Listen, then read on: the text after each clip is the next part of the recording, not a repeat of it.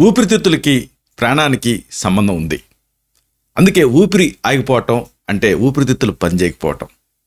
ఇలాంటి ఊపిరితిత్తుల్ని శక్తివంతం చేసేది తులసి, పవిత్ర తులసి. అందుకే చావు బతుకుల మధ్యలో ఉండే వాళ్ళకి ఆఖరి ప్రయత్నంగా తులసి తీర్థం పోస్తారు. తులసి చేసే మేలు అంతా ఇంత కాదు.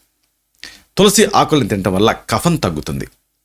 తులసి రసాన్ని మిరియాలతో కలిపి తీసుకుంటే మలేరియా నుంచి కోలుకోవచ్చు. పిల్లలకి వాంతులు అవుతున్నప్పుడు తులసి గింజల్ని పెరుగుతో కలిపిస్తే అవి తగ్గుతాయి. తులసి రసాన్ని ఫ్రీక్వెంట్గా తాగుతూ ఉంటే జీర్ణక్రియ మెరుగవుతుంది.